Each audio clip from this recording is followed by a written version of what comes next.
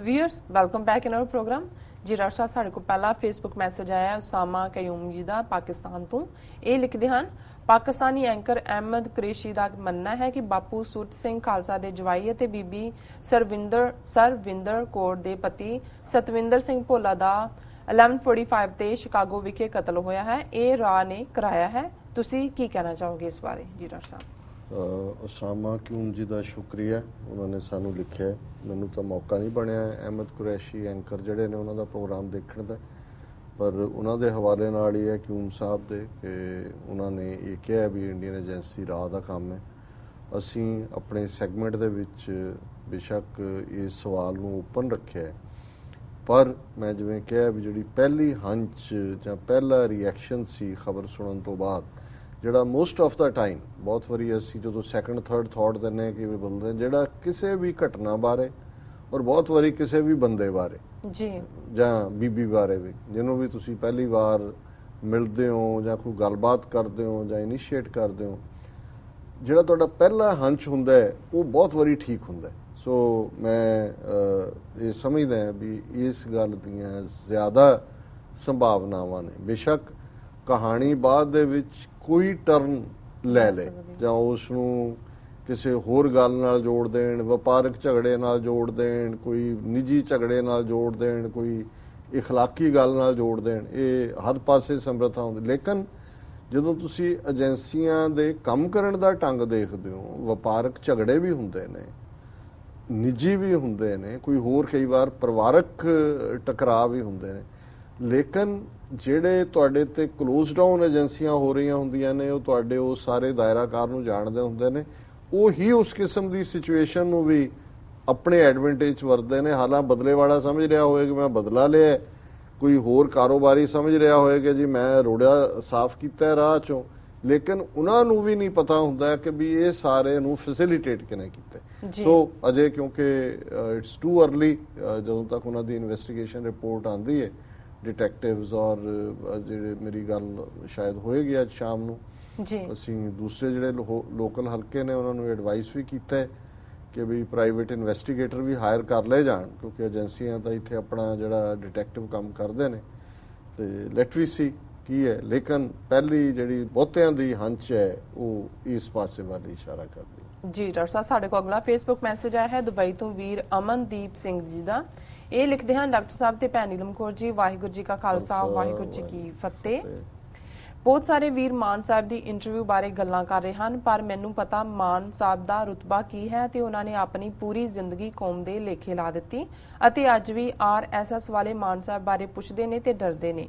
ਪਰ ਮੇਰੀ ਆਪ ਜੀ ਅੱਗੇ ਬੇਨਤੀ ਹੈ ਕਿ ਮਾਨ ਸਾਹਿਬ ਤੇ ਵੀਰ ਗੁਰਪਤਵੰਤ ਸਿੰਘ ਜੀ ਨੂੰ ਲੈ ਕੇ ਆਪ ਪੈਨਲ ਡਿਸਕਸ ਦਾ ਇੱਕ ਪ੍ਰੋਗਰਾਮ ਜ਼ਰੂਰ ਕਰੋ ਤਾਂ ਜੋ ਆਪਸੀ ਮਤਭੇਦ ਦੂਰ ਹੋ ਸਕਣ ਤੇ ਬਾਕੀਆਂ ਨੂੰ ਵੀ ਪਤਾ ਚੱਲ ਜਾਵੇਗਾ। ਮੈਨੂੰ ਆਸ ਹੈ ਆਪ ਜੀ ਇਸ ਵਿਸ਼ੇ ਤੇ ਜ਼ਰੂਰ ਗੱਲ ਕਰੋਗੇ। ਮੈਨੂੰ ਆਪ ਦਾ ਪੈਨਲ ਡਿਸਕਸ ਵਾਲਾ ਪ੍ਰੋਗਰਾਮ ਬਹੁਤ ਚੰਗਾ ਲੱਗਦਾ ਹੈ ਤੇ ਮੈਂ ਆਪ ਜੀ ਦਾ ਪ੍ਰੋਗਰਾਮ ਰੋਜ਼ਾਨਾ ਵੇਖਦਾ ਹਾਂ ਤੇ ਮੈਨੂੰ ਬਹੁਤ ਕੁਝ ਸਿੱਖਣ ਨੂੰ ਮਿਲਿਆ ਹੈ ਤੇ ਆਪ ਜੀ ਦੇ ਪ੍ਰੋਗਰਾਮ ਤੋਂ ਹੀ ਸੇਧ ਲੈ ਕੇ ਹੁਣ ਮੈਨੂੰ ਕਿਤਾਬਾਂ ਪੜ੍ਹਨ ਵਿੱਚ ਦਿਲਚਸਪੀ ਪੈ ਰਹੀ ਹੈ। ਮੈਂ ਆਪਣੇ ਹੋਰਾਂ ਦੋਸਤਾਂ ਨੂੰ ਵੀ ਆਪ ਜੀ ਦਾ ਪ੍ਰੋਗਰਾਮ ਵੇਖਣ ਲਈ ਪ੍ਰੇਰਨਾ ਦਿੰਦਾ ਹਾਂ। ਅਸੀਂ ਆਪਣਾ ਕੌਮੀ ਘਰ ਬਣਾ ਕੇ ਰਵਾਂਗੇ, ਭਾਵੇਂ ਇਸ ਵਾਸਤੇ ਸਾਨੂੰ ਕੁਝ ਵੀ ਕਰਨਾ ਪਵੇ, ਜਾਨ ਤੱਕ ਦੀ ਵੀ ਬਾਜ਼ੀ ਲਾ ਦੇਵਾਂਗੇ। ਖਾਲਿਸਤਾਨ ਨੂੰ ਲੈ ਕੇ ਹੀ ਰਵਾਂਗੇ। ਖਾਲਿਸਤਾਨ ਜ਼ਿੰਦਾਬਾਦ, ਖਾਲਿਸਤਾਨ ਜ਼ਿੰਦਾਬਾਦ, ਖਾਲਿਸਤਾਨ ਜ਼ਿੰਦਾਬਾਦ, ਜ਼ਿੰਦਾਬਾਦ ਜ਼ਿੰਦਾਬਾਦ ਜ਼ਿੰਦਾਬਾਦ ਜ਼ਿੰਦਾਬਾਦ ਜ਼ਿੰਦਾਬਾਦ ਜ਼ਿੰਦਾਬਾਦ ਜੀ। ਵੀਰ ਅਮਨਦੀਪ ਸਿੰਘ ਜੀ ਦਾ ਸ਼ੁਕਰੀਆ, ਉਹਨਾਂ ਨੇ ਸਾਨੂੰ ਦੁਬਈ ਤੋਂ ਲਿਖਿਆ। ਉਹਨਾਂ ਨੂੰ ਸਾਡਾ ਪ੍ਰੋਗਰਾਮ ਚੰਗਾ ਲੱਗਦਾ ਹੈ, ਉਹਨਾਂ ਨੂੰ ਕਿਤਾਬਾਂ ਪੜ੍ਹਨ ਦਾ ਵੀ ਸ਼ੌਕ ਪਿਆ ਹੈ, ਆਪਣੇ ਦੋਸਤਾਂ ਮਿੱਤਰਾਂ ਨੂੰ ਵੀ ਉਹ ਸਾਡੇ ਪ੍ਰੋਗਰਾਮ ਬਾਰੇ ਦੱਸਦੇ ਨੇ, ਉਹਨਾਂ ਨੂੰ ਨਾਲ ਜੋੜਿਆ। ਸਾਡੇ ਲਈ ਇਹ ਖੁਸ਼ੀ ਦੀ ਗੱਲ ਹੈ ਔਰ ਉਹਨਾਂ ਨੇ ਜਿਵੇਂ ਕਨਕਲੂਡ ਕੀਤਾ ਕਿ ਜਾਨ ਦੀ ਬਾਜ਼ੀ ਵੀ ਲਾਣੀ ਪਏ ਤੇ ਅਸੀਂ ਕੌਮੀ ਘਰ ਜ਼ਰੂਰ ਬਣਾਵਾਂਗੇ। ਔਰ ਮੈਂ ਸਮਝਦਾ ਵੀ ਇਹੀ ਇੱਕ ਰਿਜ਼ੋਲਵ ਹੈ ਔਰ ਕੌਮਾਂ ਉਹੀ ਇਤਿਹਾਸ ਦੇ ਵਿੱਚ ਆਪਣੀ ਥਾਂ ਬਣਾ ਸਕਦੀਆਂ ਨੇ, ਬਣਾਉਂਦੀਆਂ ਨੇ, ਜਾਂ ਜਿਹੜੀਆਂ ਮੁਸ਼ਕਲਾਂ ਦੇ ਵਿੱਚੋਂ ਗੁਜ਼ਰਦਿਆਂ ਵੀ ਆਪਣੇ ਇਰਾਦੇ ਨੂੰ ਕਮਜ਼ੋਰ ਨਹੀਂ ਕਰਦੀਆਂ, ਉਹ ਅਲਟੀਮੇਟਲੀ ਆਪਣਾ ਘਰ ਵੀ ਬਣਾਉਂਦੀਆਂ, ਆਪਣੀ ਹੋਂਦ ਨੂੰ ਵੀ ਕਾਇਮ ਰੱਖਦੀਆਂ ਔਰ ਫਖਰ ਵਾਲਾ ਰੁਤਬਾ ਵੀ ਉਹਨਾਂ ਨੂੰ ਅਕਾਲ ਪੁਰਖ ਨਸੀਬ ਕਰਾਉਂਦਾ ਹੈ, ਕਿਉਂਕਿ ਇਹ ਵੀ ਅਕਾਲ ਪੁਰਖ ਦੀ ਰਹਿਮਤ ਦੇ ਨਾਲ ਹੀ ਸੰਭਵ ਹੁੰਦਾ ਹੈ ਜਦੋਂ ਤੁਸੀਂ ਪਾਵਰਫੁਲ ਐਂਟੀਟੀ ਨੂੰ, ਜਿਹੜੀ ਬਹੁਤ ਤਾਕਤਵਰ ਤਾਕਤ ਹੈ, ਰਜੀਮ ਹੈ, ਸਿਸਟਮ ਹੈ, ਉਸ ਨੂੰ ਚੈਲੰਜ ਕਰਦੇ ਹੋ।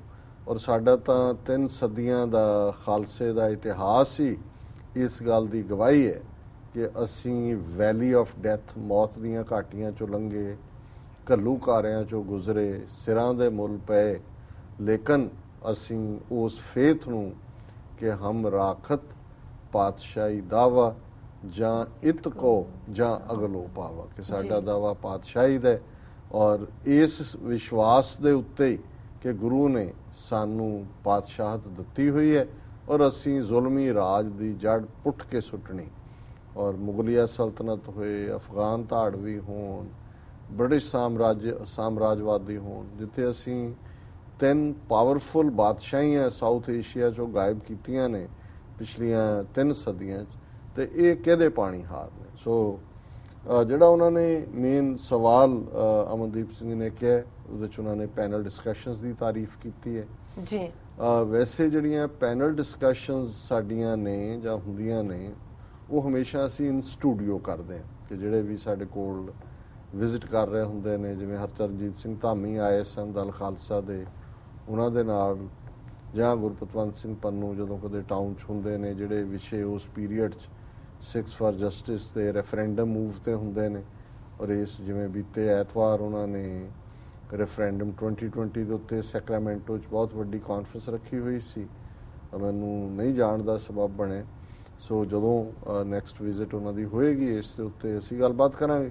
ਸੋ ਕੁੱਲ ਬਣਾ ਕੇ ਪੈਨਲ ਡਿਸਕਸ਼ਨਸ ਇਨ ਸਟੂਡੀਓ ਨੇ ਦੂਸਰੀ ਫੈਸਿਲਿਟੀ ਅਜੇ ਜਾਂ ਇਸ ਲੈਵਲ ਦੀ ਗੱਲਬਾਤ, ਪਰ ਮੈਂ ਸਮਝਦਾ ਵੀ ਉਹ ਜਿਹਨੂੰ ਪੈਨਲ ਡਿਸਕਸ਼ਨ ਕਹਿਣਾ ਚਾਹੁੰਦੇ ਨੇ, ਉਹਨਾਂ ਦਾ ਇਹ ਹੈ ਕਿ ਵੀ ਐਟਲੀਸਟ ਗੁਰਪਤਵੰਤ ਸਿੰਘ ਪੰਨੂ ਜਾਂ ਸਰ ਸਿਮਰਨਜੀਤ ਸਿੰਘ ਮਾਨ ਆਪਸ ਦੇ ਵਿੱਚ ਜਿਹੜਾ ਹੈ, ਜੇ ਕੋਈ ਵਿਚਾਰ ਭੇਦ ਹੈ ਜਾਂ ਕੋਈ ਰਾਏ ਦੇ ਵਿੱਚ ਡਿਫਰੈਂਸ ਹੈ, ਉਸ ਨੂੰ ਰਿਜ਼ੋਲਵ ਕਰ ਲੈਣ। ਸੋ ਅਸੀਂ ਆਲਰੇਡੀ ਇਹ ਸੁਜੈਸਟ ਵੀ ਕੀਤਾ ਕਿ ਭਾਈ ਇਸ ਮੁੱਦੇ ਦੇ ਉੱਤੇ ਕੋਈ ਨਾ ਕੋਈ ਰਾਊਂਡ ਟੇਬਲ ਕਾਨਫਰੰਸ ਮੀਟਿੰਗ ਸੱਦੀ ਜਾਏ, ਆਪਸ ਦੇ ਵਿੱਚ ਜਿਹੜੀਆਂ ਪੰਥਕ ਧਿਰਾਂ ਪੰਜਾਬ ਦੇ ਵਿੱਚ ਨੇ ਉਹਨਾਂ ਨੂੰ ਔਨ ਬੋਰਡ ਕਰਨਾ ਜ਼ਰੂਰੀ ਹੈ। ਮੈਂ ਸਮਝਦਾ ਵੀ ਬੇਸ਼ੱਕ ਅਸੀਂ ਐਡਮਾਇਰ ਕਰਦੇ ਹਾਂ ਸਿੱਖਸ ਫਾਰ ਜਸਟਿਸ ਨੂੰ, ਕਈ ਵਾਰ ਅਸੀਂ ਅਨਕੰਡੀਸ਼ਨਲ ਸਪੋਰਟ ਥਰੂ ਕਰਦੇ ਹਾਂ, ਲੇਕਿਨ ਇਹਦੇ ਬਾਵਜੂਦ ਅਸੀਂ ਸਮਝਦੇ ਹਾਂ ਵੀ ਜਦੋਂ ਕੋਈ ਕੰਸਰਨ ਸਾਹਮਣੇ ਆਏ ਜਾਂ ਜਿਹੜਾ ਲੱਗੇ ਕਿ ਜਿੱਥੇ ਕ੍ਰੈਕਸ ਡਿਵੈਲਪ ਹੋ ਰਹੇ ਨੇ, ਫਿਰ ਬਿਹਤਰ ਹੁੰਦਾ ਹੈ ਕਿ ਉਸ ਨੂੰ ਜਿਹੜਾ ਐਗਰੈਸਿਵਲੀ ਉਸ ਕੰਸਰਨ ਨੂੰ ਐਡਰੈਸ ਕਰਨਾ। ਸੋ ਇਹਨਾਂ ਦਾ ਵੀਰ ਅਮਨਦੀਪ ਸਿੰਘ ਜੀ ਦਾ ਬਹੁਤ ਬਹੁਤ ਸ਼ੁਕਰੀਆ ਜੀ। ਡਾਕਟਰ ਸਾਹਿਬ ਸਾਡੇ ਕੋਲ ਅਗਲਾ ਫੇਸਬੁੱਕ ਮੈਸੇਜ ਆਇਆ ਹੈ ਮਲੋਟ ਤੋਂ ਵੀਰ ਸੁੱਚਾ ਸਿੰਘ ਜੀ ਦਾ। ਬ੍ਰੇਕ ਦਾ ਤਾਂ ਨਹੀਂ ਹੈ? ਨਹੀਂ ਡਾਕਟਰ ਸਾਹਿਬ, ਤਾਂ ਹੈਗਾ ਟਾਈਮ ਡਾਕਟਰ ਸਾਹਿਬ। ਚਲੋ ਇਹ ਰਹਿੰਦੇ ਨੇ, ਪੜ੍ਹਦੇ ਹਾਂ। ਫਨੀ ਬਾਏ ਦੀ ਸਾਡੇ ਕੋਲ ਈਮੇਲ ਆਈ ਹੈ, ਇਹ ਕਹਿੰਦੇ ਹਨ ਤੇ ਇਹਨਾਂ ਨੇ ਕੁਝ ਸਾਨੂੰ ਟਰੂ ਥਿੰਗਸ ਭੇਜੇ ਨੇ ਮਹਾਨ ਭਾਰਤ ਦੇ। ਇਹ ਲਿਖਦੇ ਹਨ, ਇਹ ਵੈਸੇ ਮੈਂ ਪਹਿਲਾਂ ਸਮਝਦਾ ਹੁੰਦਾ ਸੀ ਜਿਹੜਾ ਭੇਜ ਰਿਹਾ ਸ਼ਾਇਦ ਉਹਨੇ ਲਿਖਿਆ ਨੇ, ਪਰ ਇਹ ਬਹੁਤ ਵਾਰੀ ਘੁੰਮ ਰਹੇ ਹੁੰਦੇ ਨੇ। ਹਾਂਜੀ, ਇਹਨਾਂ ਦੇ ਲੇਖਕ ਕਈ ਲੇਖਕ ਬਣ ਜਾਂਦੇ, ਮੇਰੇ ਖਿਆਲ ਜਿਹਨੂੰ 4 ਮਿਲਦੇ ਨੇ 2 ਹੋਰ ਲਾ ਕੇ ਫਿਰ ਛੱਡ ਦਿੰਦਾ। ਸੋ ਇਹਨਾਂ ਦਾ ਆਥਰ ਕੋਈ ਨਹੀਂ ਹੈ, ਇਹ ਪਬਲਿਕ ਦੀ ਮਲਕੀਅਤ ਹੈ ਜੀ।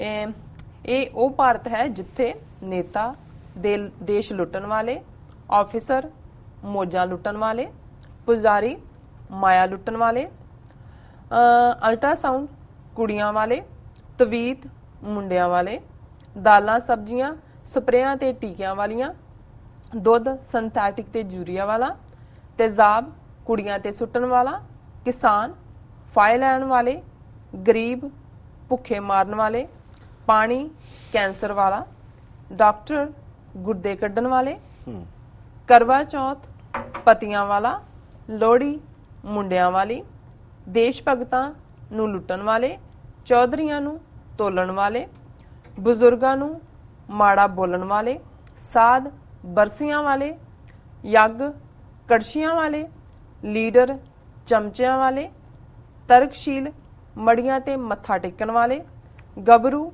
ਚਿੱਟੇ ਵਾਲੇ, ਸੰਤ ਗੋਗੜਾਂ ਵਾਲੇ, ਚੇਲੇ ਘੋਗੜਾਂ ਵਾਲੇ, ਸਵਾਮੀ ਕਰੋੜਾਂ ਵਾਲੇ, ਰੋਗ ਜੋੜਾਂ ਵਾਲੇ, ਮੰਡੀਰ ਮੋੜਾਂ ਵਾਲੇ, ਬਾਬੇ ਚਿਲਮਾਂ ਤੇ ਬਲਾਤਕਾਰਾਂ ਵਾਲੇ, ਮੀਡੀਆ ਵਿਕਾਊ, ਭ੍ਰਿਸ਼ਟਾਚਾਰ ਟਿਕਾਊ, ਰਾਜਨੀਤੀ ਭਰਮਾਊ, ਟਰੱਕ ਨੋਟਾਂ ਵਾਲੇ, ਡੇਰੇ ਜੌਂਕਾਂ ਵਾਲੇ, ਨਸ਼ੇ ਵੋਟਾਂ ਵਾਲੇ, ਗੱਲਾਂ ਆਜ਼ਾਦੀ ਦੀਆਂ, ਕਾਰਵਾਈਆਂ ਬਰਬਾਦੀ ਦੀਆਂ। ਜੀ ਡਾਕਟਰ ਸਾਹਿਬ। ਦੇਖੋ ਜੀ, ਫਨੀ ਬॉय ਜੀ ਨੇ ਤਾਂ ਸ਼ਾਇਦ ਰੱਖਿਆ ਇਸ ਲਈ ਆ ਵੀ ਜਿੰਨੀਆਂ ਫਨੀ ਗੱਲਾਂ ਉਹ ਇੱਕ ਥਾਂ ਤੇ ਇਕੱਠੀਆਂ ਕਰ ਦਿੰਦੇ ਨੇ ਤੇ ਉਹਨਾਂ ਦਾ ਫਿਰ ਇੱਕ ਮਤਲਬ ਵੀ ਹੈ, ਇਹ ਨਹੀਂ ਹੈ। ਔਰ ਜਿੰਨੇ ਵੀ ਤੁਸੀਂ ਪੜ੍ਹੇ ਨੇ ਉਹ ਤਾਂ ਕੱਲੇ ਦੇ ਇੱਕ ਲੈਕਚਰ ਹੋ ਸਕਦਾ ਜੀ। ਬਿਲਕੁਲ ਡਾਕਟਰ ਸਾਹਿਬ। ਕਿ ਬਈ ਇਹ ਵਰਤ ਕਰਵਾ ਚੌਥ ਕਿਹੜੇ ਨੇ ਜੀ, ਪਤੀਆਂ ਵਾਲੇ, ਉਹ ਕੀ ਹੁੰਦਾ ਕਰਵਾ ਚੌਥ? ਵੈਸੇ ਸਵੇਰ ਤੂੰ ਖਾ ਲੈਂਦੇ ਨੇ ਰੋਟੀ,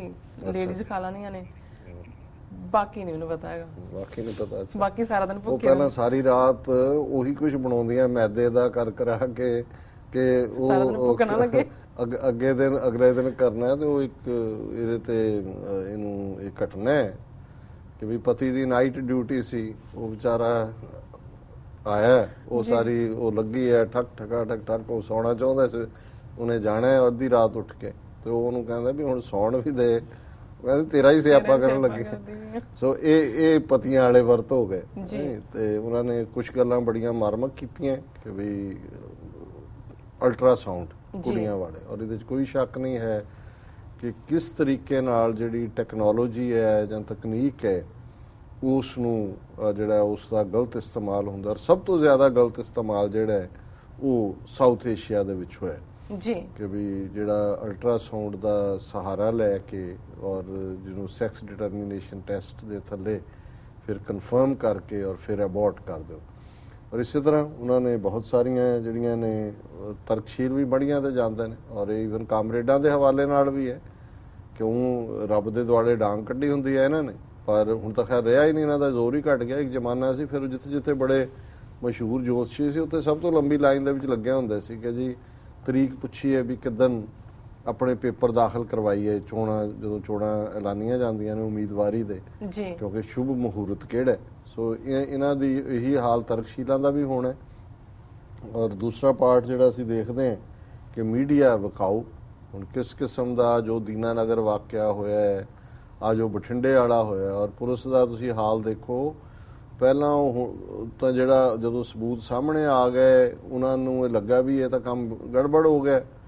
ਹੁਣ ਉਹ ਥਰਮਲ ਪਲਾਂਟ ਵਾਲਿਆਂ ਤਾਂ ਹੀ ਕਹਿ ਰਹੇ ਨੇ ਜੀ ਜਦੋਂ ਰਾਤ ਐਕਸੀਡੈਂਟ ਹੋਇਆ ਉਹ ਕੁਝ ਨਹੀਂ ਸੀ, ਇਹ ਉਹਨਾਂ ਨੇ ਹੀ ਰਾਤ ਕੋ ਪਲਾਂਟ ਕਰਤਾ। ਫਿਰ ਕਹਿੰਦੇ ਜੀ ਕਿਉਂਕਿ ਉੱਥੇ ਕੋਲਾ ਆਉਂਦਾ ਹੈ, ਕੋਲਾ ਉੱਥੋਂ ਝਾਰਖੰਡ ਤੇ ਬਿਹਾਰ ਚੋਂ ਆਉਂਦਾ ਜਿੱਥੇ ਨਕਸਲਵਾੜੀਆਂ ਦਾ ਜ਼ੋਰ ਹੈ, ਹੋ ਸਕਦਾ ਉੱਥੋਂ ਨਕਸਲਵਾੜੀਆਂ ਨੇ ਜਿਹੜੇ ਨੇ ਉਹ ਭੇਜੇ ਨੇ ਸਾਰੇ ਜੋ ਸਟਾਫ ਉੱਥੋਂ ਮਿਲਿਆ ਜੀ, ਔਰ ਉਹਨਾਂ ਨੂੰ ਲਾਲੇ ਪਏ। ਉਹਨਾਂ ਦਾ ਸਿਕਿਉਰਿਟੀ ਅਫਸਰ ਜਿਹੜੇ ਹੈ ਔਰ ਜਿਹੜਾ ਇੰਚਾਰਜ ਹੈ ਉਹ ਸਫਾਈਆਂ ਦੇ ਰਹੇ ਨੇ। ਔਰ ਹੋਣਾ ਇਹ ਹੈ ਵੀ ਇਹਨਾਂ ਨੇ ਅੰਦਰ ਉੱਥੇ ਕੋਈ ਫੜ ਕੇ ਨਾਲ ਕੁੱਤੇ ਨੂੰ ਕ੍ਰੈਡਿਟ ਦੇ ਦੇਣਾ, ਕੁੱਤੇ ਨੂੰ ਵੀ ਮੈਡਲ ਦੇ ਦੇਣਗੇ ਕਿ ਇਹ ਕੁੱਤੇ ਨੇ ਸੂੰਘ ਕੇ ਥਰਮਲ ਪਲਾਂਟ ਚੋਂ ਫੜਿਆ। ਸੋ ਜ਼ਾਹਰ ਹੈ ਮੀਡੀਆ ਕਿੱਥੇ ਸੁੱਤਾ ਹੈ। ਔਰ ਜੇ ਟ੍ਰਿਬਿਊਨ ਦੇ ਇੱਕ ਦੋ ਕੋਰਸਪੋਂਡੈਂਟਸ ਨੇ ਦੀਨਾਨਗਰ ਵਾਲੀ ਘਟਨਾ ਨੂੰ ਜਿਹੜਾ ਐਕਸਪੋਜ਼ ਕੀਤਾ ਹੈ, ਉਹਨਾਂ ਨੇ ਕਹਿ ਕਿ ਭਾਈ ਆ ਕਿਉਂ ਹੋ ਰਿਹਾ। ਔਰ ਅੱਜ ਪਿਛਲੇ ਕੱਲ ਦੀਆਂ ਦੋ ਖਬਰਾਂ ਸੀ ਕਿ ਵੀ ਜਿਹੜਾ ਦੋ ਅੱਡ ਸਪਾਈ ਲੈਵਲ ਹੈਡ ਕਾਂਸਟੇਬਲ ਲੈਵਲ ਤੇ ਕੇਸ ਰਜਿਸਟਰ ਕਰ ਦਿੱਤਾ ਹੈ ਟ੍ਰਿਬਿਊਨ ਦੇ ਉੱਤੇ ਵੀ, ਔਰ ਉਹਨਾਂ ਦਾ ਐਡੀਟਰ ਜਿਹੜਾ ਹਰੀਸ਼ ਖਾਰੇ ਹੈ ਔਰ ਜੁਪਿੰਦਰਜੀਤ ਜਿਹਨੇ ਉਹ ਸਟੋਰੀ ਕੀਤੀ ਕਿ ਕੇਸ ਹੈ ਇਹਦੇ ਤੇ ਪੂਰੇ ਦੋ ਕੇਸ ਪਾ ਦਿੱਤੇ। ਸੋ ਹੁਣ ਕੋ ਉੱਥੇ ਸਪਾਈ ਜਾਂ ਹੈਡ ਕਾਂਸਟੇਬਲ ਜਿਹਨਾਂ ਨੂੰ ਮੂੰਹ ਧੋਣਾ ਨਹੀਂ ਆਉਂਦਾ ਚੱਜ ਨਾਲ ਉਹ ਕੇਸ ਕਰਨਗੇ ਜਾਂ ਉਹਨਾਂ ਨੂੰ ਪਤਾ ਹੈ ਵੀ ਕੇਸ ਕੀ ਹੈ। ਇਹ ਬਾਦਲ ਰਜੀਮ ਕਿ ਵੀ ਇੱਕ ਪਾਸੇ ਮੀਡੀਆ ਬਿਲਕੁਲ ਖਰੀਦਿਆ ਹੋਇਆ ਜਾਂ ਆਲਰੇਡੀ ਇੰਨਾ ਕੁ ਹਿੰਦੂਆਈਜ਼ਡ ਕੰਮ ਹੋਇਆ ਕਿ ਉਹ ਖਬਰ ਚੁੱਕਦੇ ਹੀ ਨਹੀਂ ਜਾਂ ਉਹ ਤੇ ਸਵਾਲੀਆ ਨਿਸ਼ਾਨ ਹੀ ਨਹੀਂ ਲਾਉਂਦੇ। ਤੇ ਜੇ ਕਿਸੇ ਨੇ ਲਾਣ ਦੀ ਹਿੰਮਤ ਕੀਤੀ ਹੈ ਜਾਂ ਉਹ ਥਰਮਲ ਪਲਾਂਟ ਵਾਲਾ ਸਿਕਿਉਰਿਟੀ ਅਫਸਰ ਜਿਹੜਾ ਕਰਨਲ ਰੈਂਕ ਦਾ ਉਸਨੇ ਕੀਤਾ ਹੈ ਤੇ ਉਹਨਾਂ ਦੇ ਉੱਤੇ ਹੀ ਉਹ ਕੇਸ ਪਾਉਣ ਨੂੰ ਫਿਰਦੇ ਨੇ। ਔਰ ਉਹਨੂੰ ਕਿਹਾ ਜੀ ਅਕਾਲੀ ਤਾਂ ਬਿਲਕੁਲ ਉਹਨਾਂ ਨੂੰ ਛੱਡਤਾ ਸੀ ਪੁੱਛਗਿੱਛ ਕਰਕੇ, ਬਿਲਕੁਲ ਠੀਕ ਹੋ ਪੂਰਾ ਕੋਆਪਰੇਟ ਕੀਤਾ। ਉਹਨਾਂ ਨੇ ਕਾਲ ਕੀਤਾ ਜੀ ਐਸਐਸਪੀ ਨੂੰ, ਤੁਸੀਂ ਜੋ ਕਹਿਣਾ ਹੈ ਪਹਿਲੀ ਸਾਰੀ ਜਿਹੜੀ ਹੈ ਕਹਾਣੀ ਉਸ ਨੂੰ ਉਹਨਾਂ ਨੇ ਉਲਟ ਦਿੱਤਾ। ਤੇ ਬਾਕੀ ਮੇਰਾ ਖਿਆਲ ਹੈ ਹੋਰ ਸਾਰੀਆਂ ਗੱਲਾਂ ਤੇ ਸਾਫ਼ ਹੀ ਨੇ। ਤੇ ਠੀਕ ਹੈ ਡਾਕਟਰ ਸਾਹਿਬ, ਇਹਨਾਂ ਦਾ ਫਨੀ ਬॉय ਜੀ ਦਾ ਸ਼ੁਕਰੀਆ ਜੀ। ਸਾਨੂੰ ਹੋਰ ਵੀ ਲਿਖਣ ਜੀ ਡਾਕਟਰ ਸਾਹਿਬ ਨਾਲ ਨੇ ਬ੍ਰੇਕ ओरिजिनल भी लिखा कर सारियां इकट्ठियां करके ना भेजा कर कुछ आप भी फन देन जरा जी डॉक्टर साहब बिल्कुल। इस नाल ने ब्रेक व्यूअर्स तो सन इस तरह बने रहो, मिलते हैं आफ्टर दिस शॉर्ट ब्रेक।